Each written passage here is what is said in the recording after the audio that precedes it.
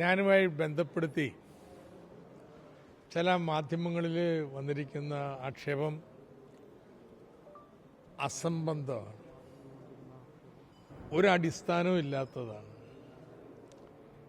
ഇത് ഉന്നയിച്ചിരിക്കുന്ന വ്യക്തി ആരോപണം പിൻവലിച്ച് മാപ്പ് പറഞ്ഞില്ലെങ്കിൽ സിവിലായും ക്രിമിനലായും അയാൾക്കെതിരായിട്ടുള്ള കോടതി നടപടികൾ സ്വീകരിക്കും. ഏതായാലും മാധ്യമപ്രവർത്തകരായ നിങ്ങൾ ഇങ്ങനെ ഒരാൾ പറയുമ്പോൾ അദ്ദേഹത്തിൻ്റെ ഒരു പശ്ചാത്തലമൊക്കെ അന്വേഷിക്കുന്നത് നന്നായിരുന്നു. അപ്പം അദ്ദേഹം ആക്ഷേപം ഉന്നയിച്ചിരിക്കുക, ആരോപണം. പക്ഷെ ആരോപണമല്ല, 3 കോടതി വിധികളുണ്ട് ഈ മാന്യനെ സംബന്ധിച്ച്. ഞാൻ എൻ്റെ ഉള്ളടക്കത്തിലേക്ക് പോകുന്നില്ല. പക്ഷേ അതും കൂടി ഇന്ന് വായിച്ച് എന്താണെന്ന് പറയുന്നത് മാധ്യമപ്രവർത്തനത്തിൻ്റെ ഭാഗമായിട്ട് കാണണം. ഈ വിവാദ കത്തെന്ന് പറയുന്നത് എന്തോ ചോർന്ന് കിട്ടിയെന്ന് പറഞ്ഞ് കിടക്കുക. ഈ ആരോപണം ഉന്നയിച്ച ആൾ തന്നെ മാസങ്ങൾക്ക് മുമ്പ് അദ്ദേഹത്തിൻ്റെ ഫേസ്ബുക്കിലിട്ട കാര്യമല്ലത്. അത് പിന്നെ എങ്ങനെ ചോരുന്നത്?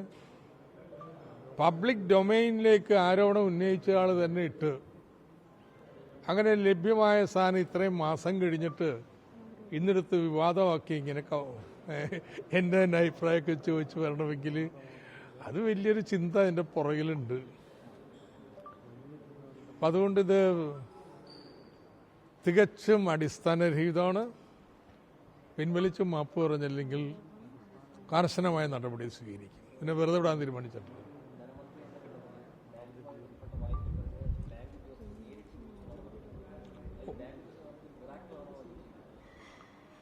എത്ര പേര് ഒന്നാണ് ആദരിച്ചത്?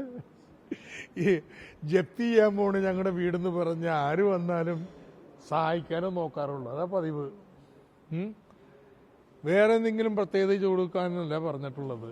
മറിച്ച് അവർ സെറ്റിൽമെന്റിന് തയ്യാറാണ്. അതിന് സമയം കൊടുത്ത് ജപ്തി ഒഴിവാക്കണം. ബാങ്ക് കേട്ടു, ഫെഡറൽ ബാങ്ക് അത് ചെയ്യണ്ടേ? അത് ഇവരെന്നല്ല, ആര് വന്നാലും അത് തന്നെ ചെയ്യുക.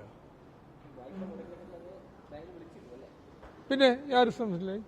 ഇത് മാത്രമല്ലെന്ന്, ഇവിടെ ആര് ഇത്തരത്തിൽ സഹായം അഭ്യർത്ഥിച്ചു വന്നാലും അവരെ സഹായിക്കുന്ന ഒരു സമീപനം കൈക്കൊണ്ടിട്ടുള്ളത്, അല്ലാതെ ജപ്തി ചെയ്ത് കൊണ്ടുപോയിക്കോട്ടെ എന്നുള്ളതല്ല. അതിലെന്താ തെറ്റ്?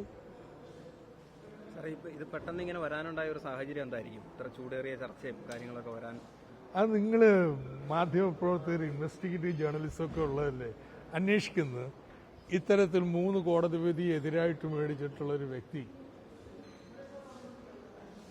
മാസങ്ങൾക്ക് മുമ്പ് എഴുതിയ കത്ത്, അത് അദ്ദേഹം തന്നെ പബ്ലിക് ഡൊമൈനിലിട്ടത് ഇന്നിപ്പോ PB ഇത് ചോർന്നു, അവിടെ തർക്കം എന്നൊക്കെ പറഞ്ഞ് വാർത്തയാക്കി പേജുകൾ നീക്കി വെക്കുന്നതിന്റെ പിന്നിലെന്തെന്ന് നിങ്ങൾ കണ്ടുപിടിക്കും. എനിക്ക് അറിഞ്ഞുകൂടാ. എനിക്ക് വേറെ പണിയുണ്ട് ഇതിന്റെ പുറകണൊക്കെ. എന്താ പിന്നെ അറിയാലോ എന്ത്?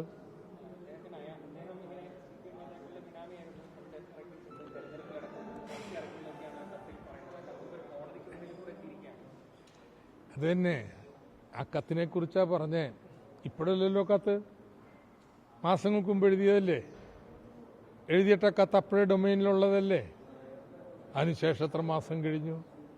അപ്പം അന്ന് ഇറങ്ങിയ കത്ത് അത് തന്നെ അദ്ദേഹം പബ്ലിക് ഡൊമൈനിലിട്ടത് ഇന്നെന്തോ രഹസ്യ കത്തായിട്ട് വാർത്താ സംപ്രദായമായി ഉണ്ടാക്കുന്നതിന് പിന്നിൽ എന്തെന്ന് നിങ്ങൾ തന്നെ അന്വേഷിച്ച് കണ്ടുപിടിക്കും.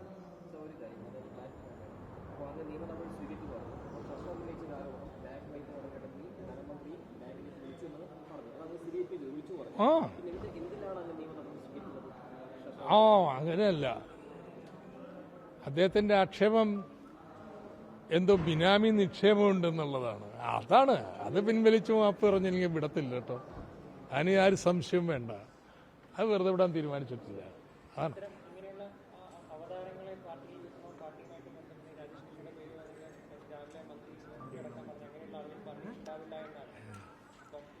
തെറ്റ് ചെയ്യുന്നവരൊന്നും പാർട്ടിയിൽ ഉണ്ടാവില്ല, ആരും സംശയമില്ല കാര്യത്തിൽ.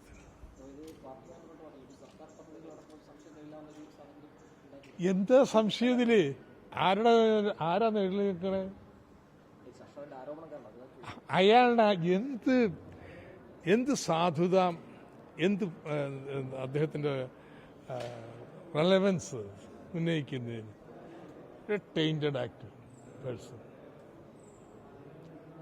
അദ്ദേഹത്തിനെതിരായിട്ടുള്ള കോടതി വിധികൾ വായിക്കുക, വായിച്ചിട്ട് അദ്ദേഹത്തെ വിലയിരുത്തുക, എന്നിട്ട് അദ്ദേഹം പറയുന്നത് വെച്ചിട്ട് മറ്റുള്ളവരെ ഒക്കെ താറടിക്കുന്നതിനെ വിലയിരുത്തുക. That's what I am saying.